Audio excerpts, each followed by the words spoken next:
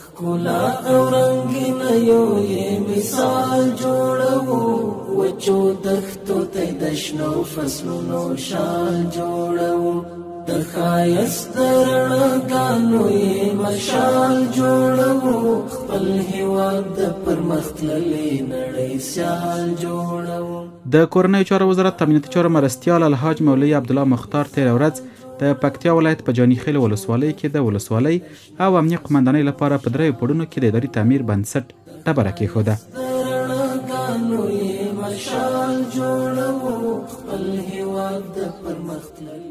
یاده ودانۍ به د 6 میاشتو په لړ کې د 22 میلیونه افغانیو په لګښت جوړه شي.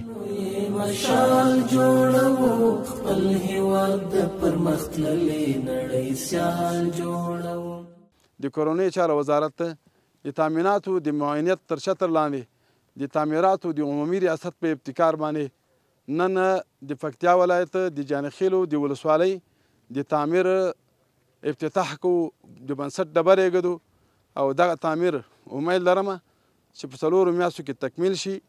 دا به انشاءالله 3 فوټیزه منزل وي او 3 فوټیزه تعمیر به وي او 22 میلیونه افغاني لګښت په راځي او انشاءالله دلته به ټول اداري واحدونه په دغه تعمیر کې د هغو دپاره د استوګنې او د دفتر جایونه موجود وي او انشاءالله د تعمیر به په یو ښه ډیزاین باندې مابین ته راشي.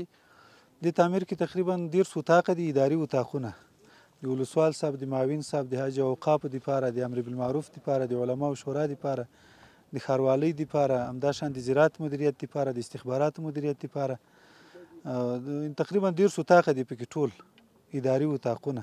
د ولسوالۍ څومره اداري واحدونه چې دي ټول به په دې کې ځای په ځای کېږي او بل په دې تعمیر کې یو د اوبو څاه ده او یو د اوبو ټانکۍ د ورسره 3000 لیتره. آبادی یې لازمي بولو پر ځان باندې خپل د مینې کور د مینې په کمال جوړوو. خدای ولس د نظام په حمایت او نظام د ولس په خدمت باندې یا الله د ابتکار ټولو ته نصیب کا وصلی الله تعالی علیه کمال جوړوو د ښکلا او رنګینه یو یې مثال جوړوو وچو دښتو ته د شنو فصلونو شال جوړوو د ښایست د رڼا. دغه راز د کورنیو چارو وزارت امنیتي چارو مرستیال د لوګر ولایت خروار ولسوالۍ او امنیه قمندانۍ لپاره د 3 پوړونو ودانۍ د بنسټ ډبره هم کېښوده. دغه ودانۍ به د خروار ولسوالۍ او امنیه قمندانۍ لپاره په 2 میاشتو کې په عصري او اساسي ډول جوړه شي چې ټول لګښت یې 20 میلیونه افغانۍ کېږي او د امنیتي چارو معاینت له لوري ورکول کېږي. ښکلا او رنګینه یو یې مثال جوړوو وچو دښتو ته د شنو فصلونو شال جوړوو. دلته نن ورځ الحمدلله د اسلامي امارت له طرفه څخه د کورنیو چارو وزارت نه موږ ته د ولسوالۍ افتتاح وشوه. نو دلته د خلکو زیات مشکلات وو. نو دلته د ورګانونو اکثره د موږ سیولو د هغوی دلته د تعمیر لحاظ څخه ډېر مشکلات وو. نو هغوی د خلکو خدمتونه په ډېر تکلیف سره ترسره کول. خو انشاءالله دا تعمیر په جوړېدو سره به زموږ د ولس لپاره د ښې هوساینې لپاره د هغوی په رقم باندې به ښه خدمت وشي.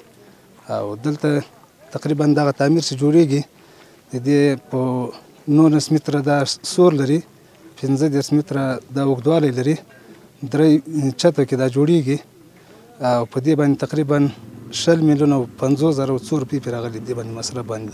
الحمدلله موږ ډېر خوشحاله یو چې نن د اسلامي امارت د کورنیو چارو وزارت هیئت او ورسره والي صاحب او د خروار ولسوالۍ مسؤلین دلګي مشران او مخور سپینګیري دلته راجمع سوي وو او د دغه ولسوالۍ د بنسټ ډبره کېښودل سوله.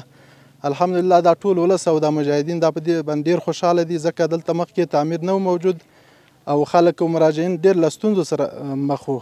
دا تعمیر 3 منزله دی، یوه سال لري، کانالایزیشن سیستم ځان ته لري، په داخل کې 11 اتلس اتاقه لري او خپل تشنابونه لري، مجهز اشپزخانه لري او په ټوله په مجهز سیستم باندې جوړیږي دا تعمیر. آبادی یې لازمي بولو پر ځان باندې خپل د مینې کور د مینې په کمال پاتې د نه وي چې ښاغلي مختار د چلم سیمې ته هم ورغی او هلته یې د ولسونو سره وکتل او د دوی ستونزې او نظریات یې واورېدل. کور د مینې په کمال جوړو تخکلا او رنگینه یو یې مثال جوړو وچو دښتو ته د شنو فصلونو شال جوړو